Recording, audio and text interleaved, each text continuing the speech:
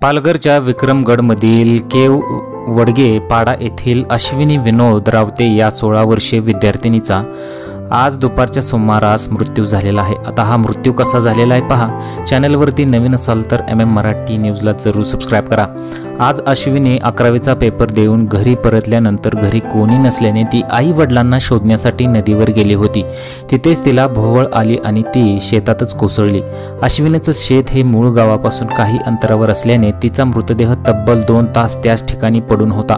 त्यानंतर घरी आलेल्या आई वडिलांना तिची शोधाशोध करू लागले। त्यानंतर धक्कादायक बाब उघडकीस आली आहे। या प्रकरणात सध्या विक्रमगड महसूल विभागाचे अधिकारी यांच्याकडून पंचनामा सुरू असून सध्या उन्हाचा तडाखा वाढल्याने नागरिकांनी घराबाहेर पडताना काळजी घ्यावी असं आवाहन पालघर जिल्ह्यात प्रशासनाकडून करण्यात आलेलं आहे। अश्विनी सुद्धा हिला उष्माघाताचा तडाखा बसला आणि ती भोवळ येऊन खाली कोसळली।